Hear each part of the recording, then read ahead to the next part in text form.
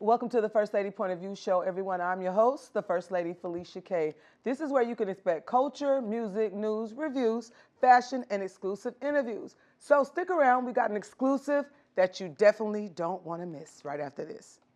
You tuned in. It's the First Lady Point of View.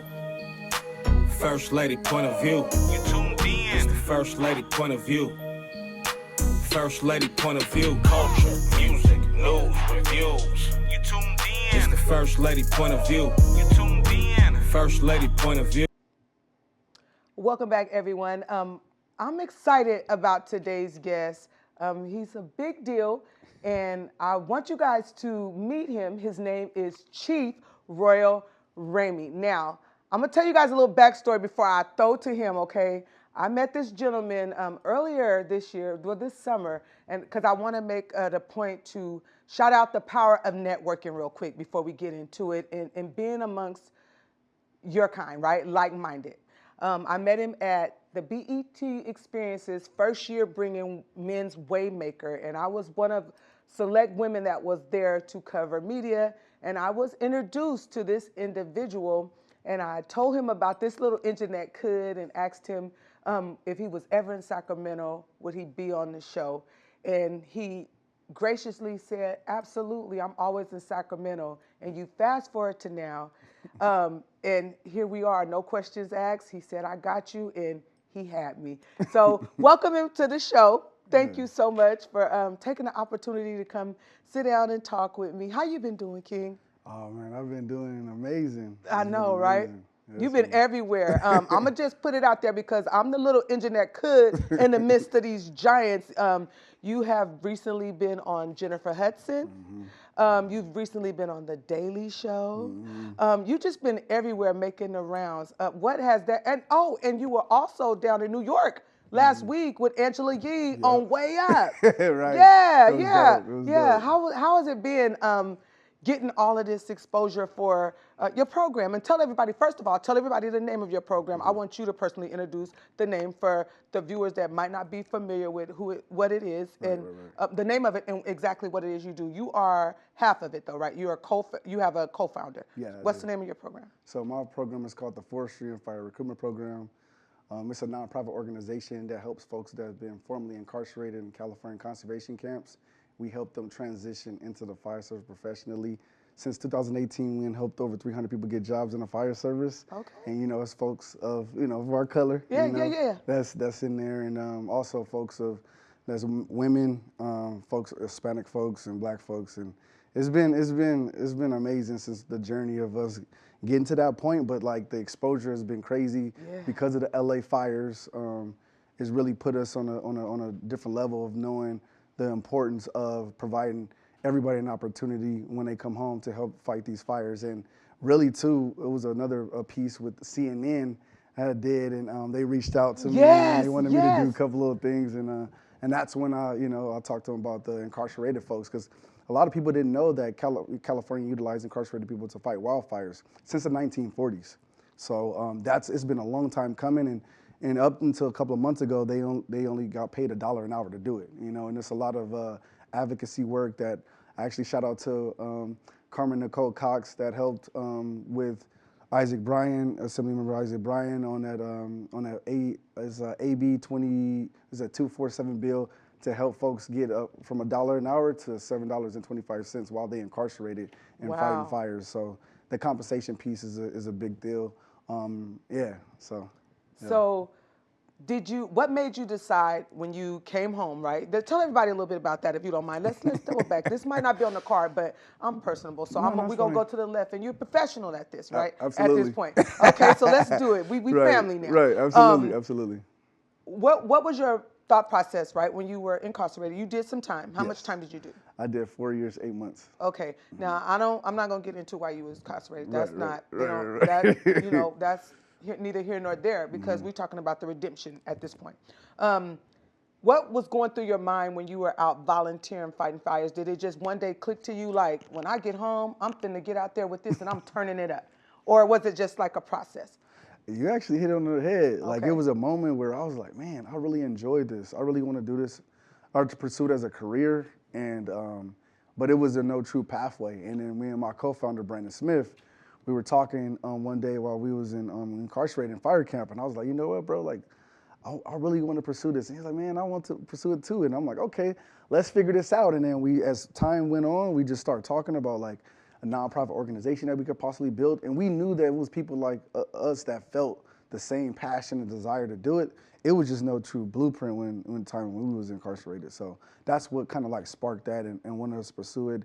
And one of the things though too, while I was in prison, I think for me, I remember reading this article. It was a Sports Illustrated magazine with John Wall on the cover.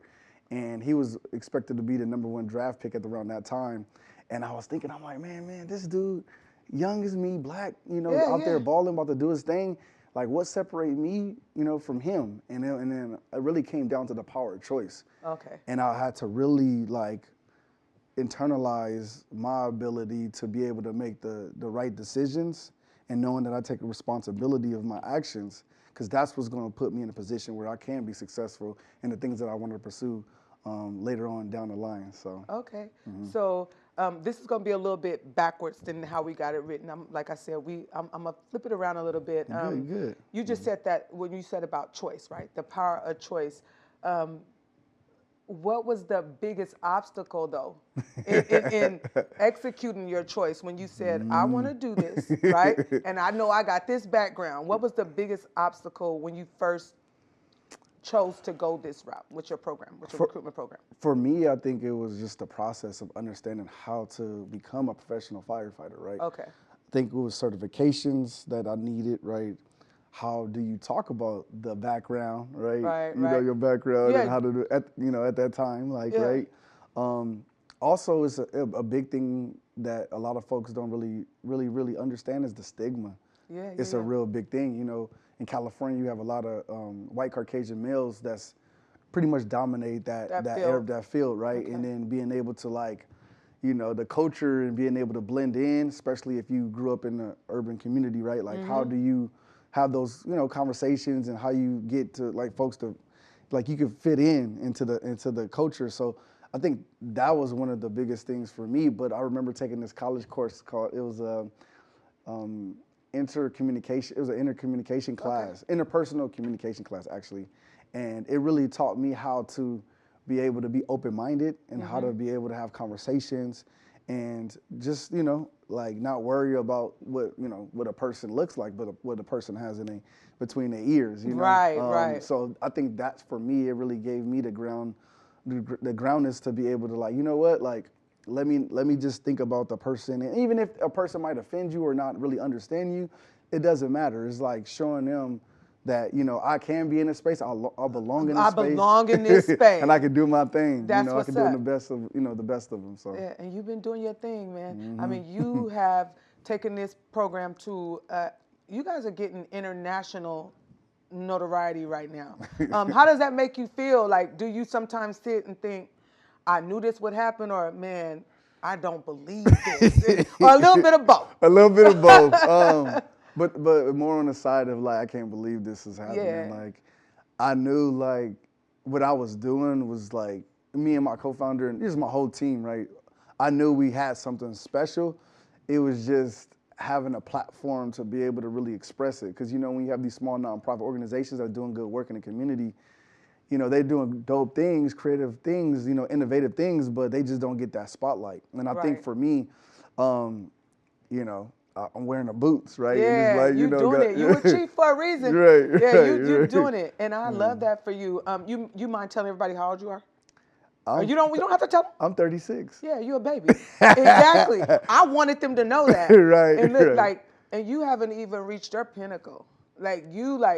You only 36. Come on. And that's, to me, that's like a testament that other young men that look like us need to know that. They could turn this thing around anytime. Yep, absolutely. And turn it all the way up, with programs like this. So I want to talk a little bit about, you had some, I guess, I don't want to say, I don't want to call it a mentorship. Tell me a little bit about the situation with Obama. Oh yeah, That's major. Yeah, Let's get into it. It is, yes. So Obama Foundation Yes. Leadership Program. It's funny because I was talking to I think my development manager at the time, and she was like, "Chief, this might actually be a good thing for you to apply for." And I was like, "What?" And I looked at it. I was like, "Man, they ain't gonna pick me, right?" Right, I'm right. like, "Oh, I don't think they'll pick me." But I end up applying and. They end up, giving me the interview, and man, they end up selecting me. I was like, wow, this is crazy. And it was like the first inaugural leadership program here in the United States. So Yes. that was it was a big deal for me. First time I was in a leadership program, and it really taught me how to articulate my voice, Yeah. and being able to own my space, and being able to like have those tough conversations with the opposition, Right. and being able to have like those, like try to find the common ground, Right. with folks, and then from there you can be able to really start building on a relationship around like those tough conversations. So then when it gets to the nitty gritty, you will have that, at least that relationship with the folks, and like, being that open-minded individual, and that's how you can get things passed, or like bills, or you can be able to get, you could talk to like my folks from Cal Fire. Like Cal Fire is one of the dopest like fire departments in the nation. Actually, the largest, Right? yeah, largest fire department in the nation, and they are one of our biggest supporters. And I've been having like a lot of major conversations with them since the existence of the organization. And the leadership is just remarkable, and like folks really understand what we're trying to accomplish and do. And shout out to Chief Tyler, Chief Berlew, Chief Sully, all those folks, and even the business workforce development grant that we got. It was a $3.7 million investment we got in 2022. And now we about to, I was going to say, you got another one. I'm about to get that check. Another check that brought $4 million through Cal Fire. So shout out to them. And that's what you're in Sacramento for. And me. Right, of course I get to say, I want to listen out. Oh, absolutely. Yeah, I'm stepping. Facts. I love that, yes, man. Yes. Oh man, I'm overwhelmed though today by you. We laughed a little bit before we went on air about, how everybody here knows I never get nervous about anything. And I just wanted to highlight you in the best light, right? Mm-hmm. And I know everybody, they at you, and you could have been a million other places, mm-hmm. and you came and pulled up on me. So that was mm-hmm. important to me, and I didn't want to fumble you. And it's just a lot right now, just mm-hmm. being a part of this whole journey. And like, come on, $4 million. Somebody believed and said, look, come get this check for what you got going on. That's major. Mm-hmm. So you talked a little bit about being able to have conversations, right? And getting in those rooms.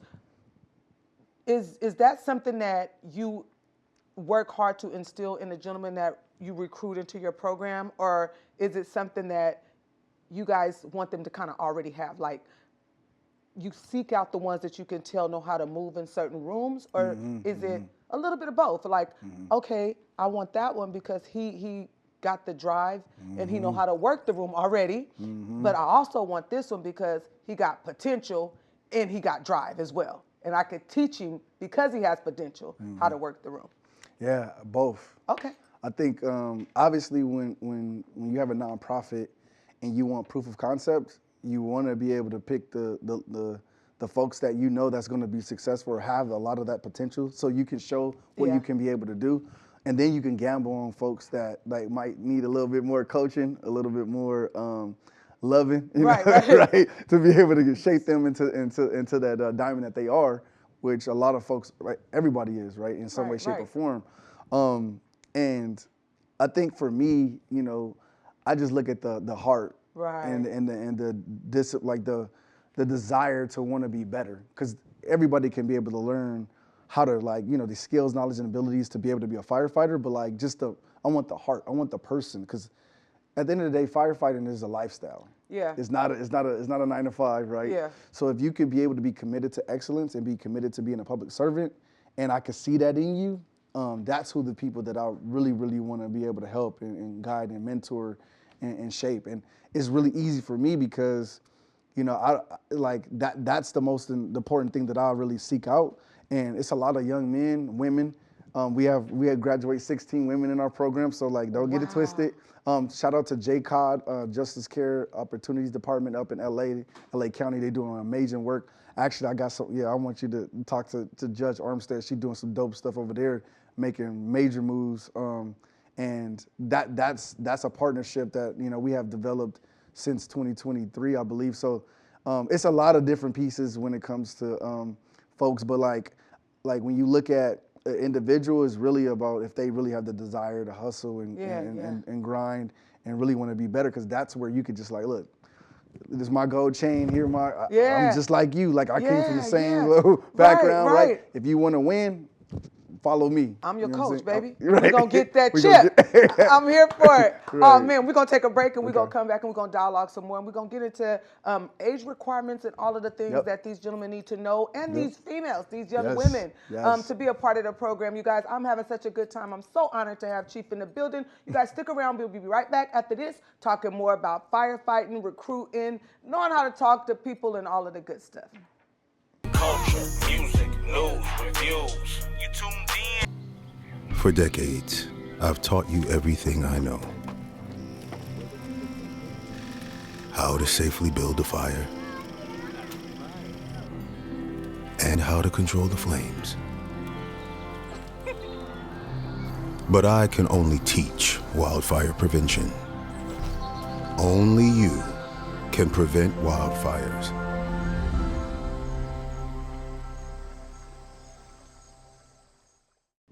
Welcome back to the show, everyone. If you're just now tuning in, you've been missing a treat, but I got you. We got the playbacks and all that. But we got none other than Chief in the building, Chief Royal. You know, it is what it is. I'm so excited about it. And in case you don't know, his full name is Chief Royal Ramey, but, I'm calling him Chief. I like that. And that's what we're going to rock with, because it's important, and that's who you are, King. Yes. You a whole chief out here. So we're going to freestyle. Okay. We hit all our bullet points, and now we're just going to get to the nitty-gritty of it, all right? Let's do So as far as age requirement, is there an age requirement for the individuals in the program? I'm going to assume, before you answer that they must be formerly incarcerated, because that's kind of what you do, or no? It's not a requirement? Not anymore. Not anymore. That's how we started. That's how I started. Tell me a little bit about that, and then talk age. Yeah, so when COVID hit, we didn't have access to fire camps, so it was hard to get in there. So I remember talking to what is it called? It was the LA County like workforce development department that was asking about, like, okay, if they haven't been incarcerated in fire camp, would you willing to take on folks that maybe been incarcerated but never went to fire camp? Okay. So we tried that out, which was pretty cool. It was obviously some challenges because folks didn't know about firefighter, because usually when you hear firefighter, you like people run for the fire, not going to not running to the fire, right, for real. So I had to coach some folks, right? I had to coach some folks and all that, but it was pretty successful. So then we started to think about, okay, maybe we can be able to get folks in, not only just being incarcerated, but even just off the street, because there's a lot of folks that's homeless or even a career change that they want. So we started to, invite all these other folks. So when we got that $3.7 million in 2022, our grant said that we only just need to provide opportunity for 70 people. It wasn't just strictly incarcerated in fire, or folks that's in fire camp. So I was like, perfect. So that gave me some flexibility, right, in bringing in some other folks. So it's been amazing. And you have to be 18 years old at least to be able to enter to the program. But we do have a high school program that I've just launched. Wow. And I'm about to be doing some things in there, so which is exciting. I'm still got to do some details and stuff like that. Kind of like ROTC. Now we got it for firefighters. Come on, man, making history in the process. Yes. Keep doing it. And I consider myself the Harriet Tubman. Yeah. Man, come on. You know what I'm saying? Hey, bringing folks from incarceration to freedom. Right, to freedom. Yeah, right. I love it. Yeah, that's yeah. I love that. Come on, man. Yeah, shout out to Black women. We got to do our thing for them. Yeah, that's what you told me too. I wanted to brag about that. Yes, but you told me that you said I'm coming through for my Black queen. I'm like, I love him. Yep, absolutely. That's what's up. Absolutely. I love that. So as far as the women, since we're talking about queens, has that been like a challenge trying to get them and the men to work together? Because, we do think different. Right. We think when you talk about minorities, we got a lot of common ground. Mm-hmm. But when you talk about gender, we get that separation. Has that been a little bit of a challenge? Or everybody just there for the job? Just in the fire service alone, it's been, it could be challenging for some women, just Workplace, based off, but for the women that come through our program, it's been dope. They've been doing their thing. I think obviously the physical ability is different when you're around men. The physical abilities are a little bit more, it's less challenging, right, for men, but like they strong. They mentally tough. Definitely smart. Yeah, right. Hey, they be doing their thing up in the book. Taking them notes and everything, They be doing their thing, but nah, it definitely could be always some stuff like that, especially when the gender is dominating in that space, and it's not kind of like have that equality in there a little bit. But for the women that I see, that they're doing great, and they understand the culture and how to be able to maneuver, and those are the biggest things that I think that folks need to understand and know. Like when you in rooms, you got to know when to turn it on and when to turn it off, right? Yeah. And anything you do in life. And I think it's very important that we instill that, not only just for our women, but also our men, and being able to protect the women that's in the fire service, because that's something I see that sometimes can get lost in translation when a lot of women are not protected in those situations. Because you imagine, right? Like, I mean, I go through it. Like, I'll get passed for certain things just because of the misogyny. Like, I could have had a better run at it, did a better interview, been doing it longer, but then it might go to the other person just because of, well, it's a man, but it go with it, man. I tell you one thing, when you black and you a woman, you learn real quick about that. So that make us a little tougher. So, we whine about it for 5 minutes, and then we be like, you know what, I'm gonna go reinvent myself, and baby, when I come back, you gotta see me about something.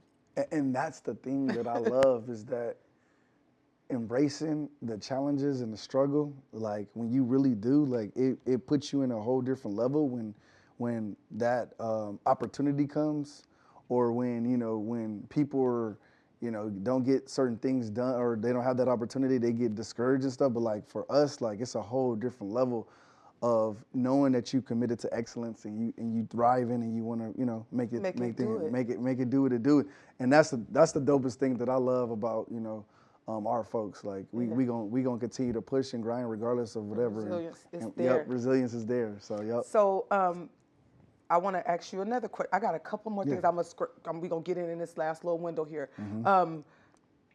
Where is the recruitment program based at? Yeah, so we have a location in San Bernardino right now, and then also we have one in Oakland. Okay. So we trying to slowly but surely come up there. Yeah, that's what I wanted you to put out there, that it's not just Southern California anymore. You guys are Northern California as well. Absolutely. And that is impressive. I peeped that and I said, okay, moving around. Right. And next thing you know, next time I talk to you, you be saying, sis, we getting it in the East Coast next. Yes. That's crazy. Do you try to go to spread yourself out and go to both centers as much as you can, or do you go frequent one more than the other at this time? Yes, San Bernardino is a spot that that's where you're from. That's where I'm from, and that's where I live. But I do go up to the Bay Area, for graduation, for sure, and then a couple times if I can. But sometimes it can be challenging because I'll be traveling. I would love to experience one of those graduations and see what that's like, and cheer for the women. Yes. Yeah, well, the fellas too, but I would just love to just be. I'm gonna have to come check one of those out. Can the public come? Yes. Or just invite me on media credential. I would just let it go. I got you. Don't trip. Yeah, I got you. Yes. Yeah, come through. I want to bring come. The squad too. Yeah, I'll bring them. They'll come. Yeah. We'll come dressed in our finest, our Sunday best. We'll come stepping. I love it. I love it. We'll come represent for you, like you doing for me right now. I got you. I love that. Now, as far as the program's expansion, right? We're gonna get into that real quick. Where do you see the program 5 years from now? It's funny that you're saying that. I'm actually building a strategic plan right now. If there's anything in there you don't want to... No, you're good. Okay, it's good. Tell us right now. It's good. I really see us expanding from San Bernardino, LA, some Central California spot. Okay. I believe, hopefully, maybe in Fresno, Stockton kind of area. Okay. I think it'd be dope. And then also having, obviously Oakland, and that's where the transition from us will be going, out of state. So I think maybe Nevada, Okay. is a good spot, I Oh, think. yeah, a lot of fires. Okay. In Arizona, those are the two states that I got my eye on. I've been talking to Colorado folks too. So yeah, those are the two major things I have my eye on. But, obviously scaling and building, you have to, make sure you have the right people in place. Yeah. Pace it, and you have everything in place. Because one of the things that I'm kind of nervous about, to be transparent, is the employer piece, right? Yeah. With these states, because I don't know. Cal Fire's biggest fire department in the nation. They want to hire 2,400 firefighters in the next 5 years. So I know that I could see a lot of our folks in those positions, but I don't know what it look like in Nevada or even in Arizona. So those are the things that I have to really focus on and figure out how we can be able to help those folks out. Because I don't know if you know that it's 13 other states that utilize incarcerated people to fight wildfires. I didn't know that. So that's where I think the play of a lot of people talk to me about how can you expand and grow out of California, and it's there, but it's just understanding the political climate there, the employer piece, how many people are even interested in the fire service that come out of those fire camps, and how many folks that you have. We got about close to 1,800 folks that's incarcerated right now that's in fire camps. So I can see a certain percentage, right, of being able to help folks grow and get that thing going, but also too folks that's veterans and folks that's on the streets and even the urban community, because that's where I think where a lot of folks don't understand the power of prevention. Right? So when you think about true rehabilitation, is public safety, right? And rehabilitation go hand in hand. Absolutely. And if we could be able to start talking to the young folks about, they don't have to go to prison to figure out how to fight wildfires. How about we go out there and instead of it being a career day where it's just one day, right? And you see them once a year. How about we go in there, we talk to the kids, and then have somebody maybe every 90 days to go and check in with them and have conversations, let them know the pathways and the mentorship, and seeing somebody that look like them. Yeah. Because I'm gonna say this lastly, when I was running the streets and doing my thing, right? I didn't see nobody that looked like me on a red engine. So that wasn't even a thought. Me being a firefighter, you right? You really still don't see it much now. If we're being honest, people like you making a difference, right? You putting it out there. That's why it was so needed. But yeah, you're right about that. Facts. Yeah. Yep. So what has been the most rewarding thing so far before we wrap up? I want to know that from you. The most rewarding thing is seeing them at graduation and then hearing, getting a text or an email about, Chief, I just bought me a house, 5-bedroom, 4-bath. Woo! I got videos. Not you making homeowners out here. Oh man, just the chills of it. And when you think about how much it costs to incarcerate one person in California prison annually, it's $132,860, right? That's a crazy number. And then I'd tell folks all the time, give me a third of that, and I could be able to watch what I do. What I do, and how I could be able to change a person's life. And but just getting those texts and emails and just pictures and them doing their thing, and that right there, just when you think about freedom. Yeah. When you think about a person coming out of the struggle and putting hard work in and dedicating themselves to being a public servant, because it all benefit all of us. So yeah, it does. Yes. Man, thank you so much, Chief, for being on the show. Yes. We got to do it again. I want to be a part of every milestone, man. Just because I feel like you are worthy. Your name definitely fits you, and I just want nothing but the best for you. But I do want you to look into whichever one of these cameras got the red light. This one, yeah, we're going to look here, and you're going to tell them the website, the social handles, and how they can get involved with the program, all right? Okay. Yeah, so my social handle for Instagram is royal.ramey. The website is www.forestryfirerp.org. And you can also reach out to us via email, info@forestryfirerp.org. Yeah, excited to hear from y'all. Just hit us up if you want to volunteer, you want to donate. Every dollar count, I'm telling you now. you know, it'd be dope. So if you can be able to contribute to the organization, that'd be great. So thank you. Yeah. All right, you guys. Once again, thank you guys for tuning in. Make sure you guys utilize those resources, and you might not benefit from it, but somebody you know, it might change their life. So just the word of mouth is a powerful thing. That's how we got connected, right? So until next time, I want you guys to tap in with him and make sure you stay connected with me as well, right here on the First Lady Point of View show. Until next time, peace, one love. May God bless your hustle. Reach back for those that are coming up behind you, and pay homage to those who did it before you. It's free, and you'll feel good about yourself. Peace out, y'all. You tuned in. First Lady Point of View. First Lady Point of View. You tuned in. First Lady Point of View. First Lady Point of View. Culture, music, news.